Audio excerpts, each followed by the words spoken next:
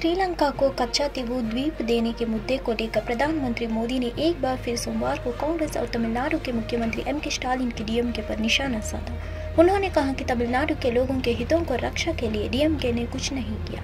PM Modi ने social media x पर लिखा बयानबाजी के अलावा डीएमके ने तमिलनाडु के हितों की रक्षा के लिए कुछ नहीं किया है। कच्चा तीवू पर सामने आ रही नई जानकारियों ने डीएमके के दोहरे मानकों को पूरी तरह से बेनकाब कर दिया है। पीएम मोदी ने आगे कहा, कांग्रेस और डीएमके परिवार की इकाइयां है। वे केवल इस बात की परवाह करते हैं कि उनके अपने बेटे और बेटियां आगे बढ़े। उन्हें किसी और की परवाह नहीं है। कच्चा तीवू पर उनकी बेरुखी ने हमारे गरीब मछुआरों और विशेष रूप से मछुआरों के हितों का नुकसान पहुंचाया है।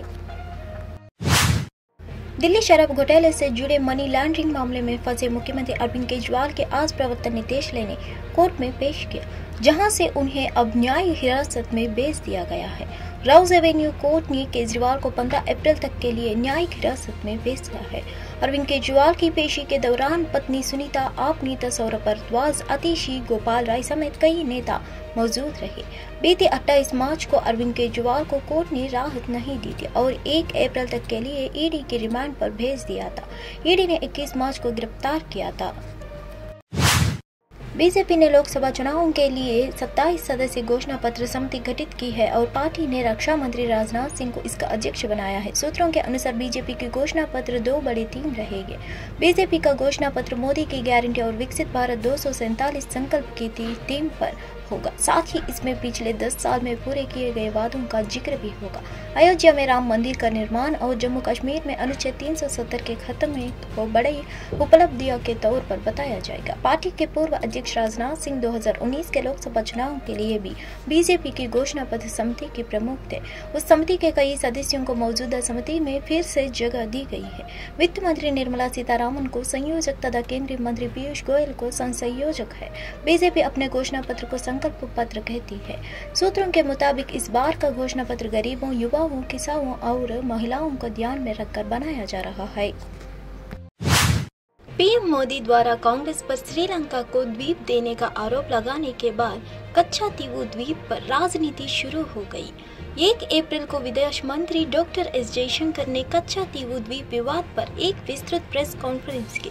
विदेश मंत्री ने आधिकारिक तथ्यों को खुलासा किया और कच्चा तीवू द्वीप के प्रति प्रधानमंत्री जवाहरलाल नेहरू के दृष्टिकोण के बारे में भी बात की। बसपा के तमिलनाडु अध्यक्ष अन्नामलाई ने कथित तौर पर श्रीलंका को द्वीप देने के लिए कांग्रेस दामुक को भी बेनकाब किया। To this little island, and I would have no hesitation in giving up our claim to it.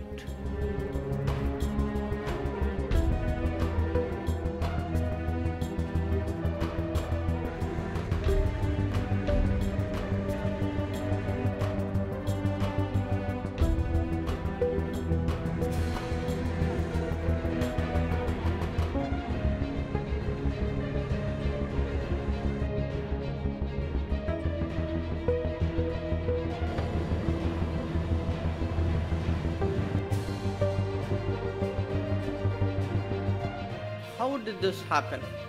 Has many aspects to it. One, and perhaps to me the most basic, I would say recurring one, is actually the indifference shown by the central government, by the prime ministers of the day then, about the territory of India. That fact is, they simply did not care. And to demonstrate that, I think if one looks at, again this is there in one of the documents of the released under RTI. This is an observation by the then Prime Minister Jawaharlal Nehru in May of 1961. He writes, I attach no importance at all to this little island, and I would have no hesitation in giving up our claim to it. I do not like matters like this pending indefinitely and being raised again and again in Parliament. So, to Pandit Nehru, this was a little island. It had no importance. he saw it as a nuisance. Why are people bringing it up again and again in Parliament? So, for him, the sooner you give it away, the better.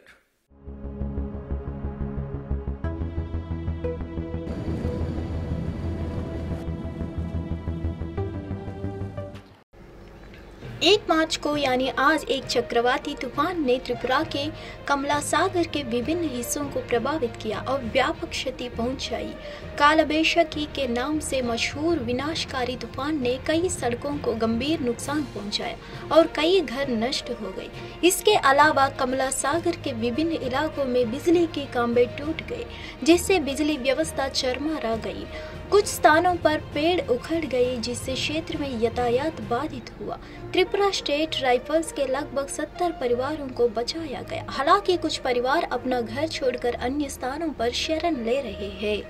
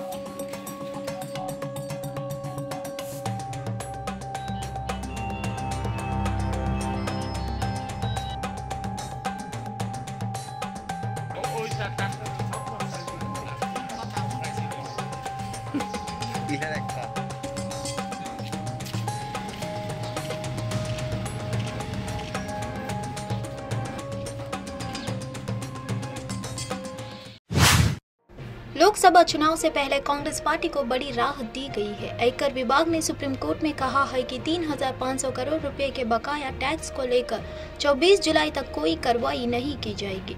IT विभाग पहले ही Congress party के bank खातों से बकाया tax दिखाकर 135 करोड़ रुपए वसूल चुका है। हालांकि कांग्रेस पार्टी ने पहले उच्च न्यायालय के दरवाजा खटखटाया और वहां कोई राहत नहीं मिली और फिर वह सर्वोच्च न्यायालय गया। कांग्रेस पार्टी की ओर से दायर याचिका पर आज हाईकोर्ट ने सुनवाई की। इस मौके पर सॉलिसिटर जनरल तुषार मेहता ने कहा कि लोकसभा चुनाव खत्म होने तक किसी भी पार्टी को आयकर विभाग से बकाये के मामले में परेशानी नहीं होनी चाहिए। सुप्रीम कोर्ट ने इस याचिका पर आगे की सुनवाई 24 जुलाई तक के स्थगित कर दी। इसके अलावा शुक्रवार को आईटी विभाग ने मूल्यांकन वर्ष 2017 से लेकर 2018 से 2020 से लेकर 2021 के लिए जुर्माना और ब्याज सहित 1,823 करोड़ रुपए का भुगतान करने के लिए नोटिस भेजा। कल उसने 1,744 करोड़ रुपए चुकाने का एक और नोटिस दिया है। तेलंगाना के पूर्व राज्यपाल और बीजेपी की लोकसभा उम्मीदवार तमिलिसाई सौंदरराजन ने 1 अप्रैल यानी आज चेन्नई में एक रोड शो किया। रोड शो के दौरान एएनआई से बात करते हुए उन्होंने कच्चा तीवु द्वीप विवाद को लेकर कांग्रेस और डीएमके पर तीखा कटाक्ष किया। उन्होंने कहा, एक करुणानिधि के कुशासन के कारण उन पर भ्रष्टाचार के आरोप लगे। इंदिरा गांधी प्रधानमंत्री थी तो एक जांच आयोग बन जिसने साबित कर दिया कि तमिलनाडु में भ्रष्टाचार हुआ है। इसलिए भ्रष्टाचार के आरोपों से खुद को बचाने के लिए उन्होंने अपने हितों के लिए कच्चा तीवु दान कर दिया है। स्टालिन को इसका जवाब देना चाहिए। इसके लिए कांग्रेस को मैदान में उतारना चाहिए। उन्हें जवाब देना दीजिए। So there was an inquiry commission which proved scientific corruption had happened in Tamil Nadu. So they wanted to safeguard themselves. So to protect themselves from the corruption charges, they donated the fishermen's heartland. They donated the Kachativu for their own interest. Repeatedly I am telling, the responsibility of donating the Kachetivu is purely because of the corruption charges of DMK, and central government was pinpointing, if you are not donating it, we will take action. So to safeguard themselves, they donated the sentiments of the Tamil fishermen. That's all. Kotranka में PWD के एक नए division की स्थापना के बाद जम्मू और कश्मीर के राजौरी जिले के दूर दराज के इलाकों में महत्वपूर्ण बुनियादी ढांचे में सुधार चल रहा है। इस विकास से उन निवासियों को राहत मिली जिन्हें पहले कोटरंका, बुद्धल और खवास ब्लॉकों से राजौरी मुख्यालय तक पहुंचने के लिए कठिन यात्राएं करनी पड़ती थी। कोटरंका में नवस्थापित पीडब्ल्यूडी डिवीजन की देखरेख में सड़क निर्माण और शैक्षिक सुविधा उन्नयन सहित विभिन्न विकासात्मक परियोजनाएं तेजी से आगे बढ़ रही है। एएनआई से बात करते हुए एक छात्र ने कहा, सबसे पहले मैं इस सरकारी डिग्री कॉलेज के लिए आभारी हूँ। पहले गरीब परिवारों के लिए शिक्षा के खर्च नहीं उठा पाते हैं और उन्हें पढ़ने के लिए दूर जाना पड़ता था। जब से यहाँ सरकारी कॉलेज स्थापित हुआ है, लोगों को राहत मिली है। एक अन्य स्थानीय ने कहा, हमारे क्षेत्र में विकास कार्य अच्छे से चल रहे हैं। यहाँ गरीबों को बहुत अच्छी सुविधाएं मिल रही है।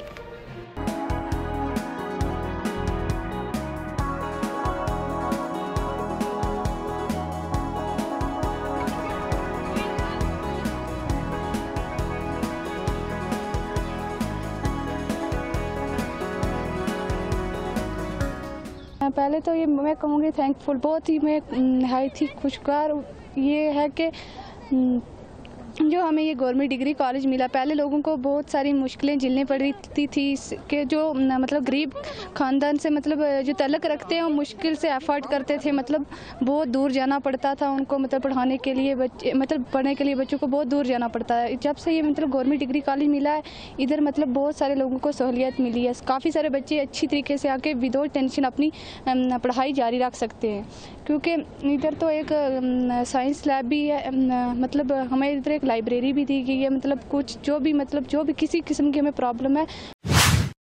सुप्रीम कोर्ट में सोमवार को ज्ञानवापी मस्जिद परिसर के क्यास हकाने के पूजा के खिलाफ मस्जिद कमेटी की याचिका पर सुनवाई हुई। मस्जिद पक्ष के वकील हुजैफा अजमादी ने कहा कि निचली अदालत ने आदेश लागू करने के लिए 1 हफ्ते का समय दिया, लेकिन सरकार ने इसे तुरंत लागू कर दिया। हाई कोर्ट से भी हमें राहत नहीं मिली है। सुप्रीम कोर्ट को तुरंत इस पर रोक लगाना चाहिए। चीफ जस्टिस डीवाई चंद्रचूड़ ने मामले पर नोटिस जारी कर किसी और तरीके पर सुनवाई का संकेत दिया। हालांकि मस्जिद पक्ष के वकील ने पूजा पर तत्काल रोक की मांग पर अपनी दलीलें रखी। चीफ जस्टिस ने इस दौरान कहा कि तहखाने का प्रवेश दक्षिण से है और मस्जिद का उत्तर से, दोनों एक दूसरे को प्रभावित नहीं करते। हम यह निर्देश देते हैं कि फिलहाल और पूजा दोनों अपनी अपनी जगहों पर जारी रहे। क्यास परिवार के वकील श्याम जीवन ने औपचारिक नोटिस जारी करने का विरोध किया। वकील ने कहा कि अभी निचली अदालतों में मामलों का पूरी तरह निपटारा नहीं हुआ। इस समय सुप्रीम कोर्ट के दखल की जरूरत नहीं है। द्रामुक प्रवक्ता सर्बानंद अन्नादुराई ने 1 अप्रैल यानी आज कच्छातीवु द्वीप पर अपनी टिप्पणी को लेकर विदेश मंत्री एस जयशंकर की आलोचना की और कहा कि यह बकवास है। उन्होंने यह भी कहा कि विदेश मंत्री जयशंकर को चीन की घुसपैठ और बांग्लादेश के साथ कब्जे के आदान प्रदान के बारे में बात करनी चाहती थी। उन्होंने केंद्रीय मंत्री की प्रेस वार्ता का भी मजाक उड़ाया और इसे मन की बात करार दिया। प्रधानमंत्री मोदी और विदेश मंत्री एस जयशंकर ने दोनों की आलोचना करते हुए सर्बानंद अन्नादुराई ने कहा, श्री जयशंकर ने प्रेस वार्ता में जो कहा है वह बकवास है। अगर यह प्रेस वार्ता थी तो उन्हें चीन की घुसपैठ के बारे में सवाल पूछना चाहिए था और यह भी जानना चाहिए था कि हम चीन जैसी बड़ी अर्थव्यवस्था से कैसे लड़ सकते हैं। और प्रेस के लोगों ने उनसे बांग्लादेश के साथ परिक्षेत्रों का आदान प्रदान के बारे में भी पूछा होगा, जिसका असम और पश्चिम बंगाल ने विरोध किया था। उनका कहना है कि वह तमिलनाडु से है और उन्होंने क्या किया है। बयानबाजी को छोड़ दे तो बीजेपी में कुछ नहीं बचा है। पिछले 10 वर्षों में बसपा सरकार ने कच्छातीवु की पुनर्प्राप्ति के लिए कुछ नहीं किया है। अब बीजेपी ऐसा क्यों कर रही है? वे जानते हैं कि वे देश भर में 150 सीटें नहीं जीत पाएंगे। वे ऐसे मुद्दे उठाना चाहते हैं जो चुनावी बॉन्ड घोटाले से ध्यान भटकाएंगे। हम उम्मीद कर सकते हैं कि प्रधानमंत्री मन की बात करेंगे, विदेश मंत्री जयशंकर से नहीं है। के बारे में पब्लिक को न बताया जाए। यानी इसका विरोध आरबीआई ने भी किया था, इलेक्शन कमीशन ऑफ इंडिया ने किया था कि इससे ब्लैक मनी बढ़ेगी। तो है मोदी जी का जवाब, इसका जवाब दे पा रहे हैं कि इलेक्शन कमीशन ऑफ इंडिया और आरबीआई दोनों ने कहा है तो ब्लैक मनी इससे बढ़ेगी कि देने वाला चोर है, डकैत है, आतंकवादी है या कहाँ का है। तो ऐसा कहीं दुनिया में कानून नहीं था, इतना बड़ा चोरी डकैती वाला कोई कानून नहीं बना था। इसके अतिरिक्त तमाम कंपनियों के ऊपर छापा मार करके चंदे लिए हैं, फार्मा कंपनियों को छापे मारे हैं, उनसे चंदा लिया है। ऐसे फार्मा कंपनियां लोगों की जान ले लेगी, दवा का क्या स्टैंडर्ड होगा। ऐसा अपराध किया है इन्होंने, ऐसा गुनाह किया, इसका जवाब मोदी जी कभी देते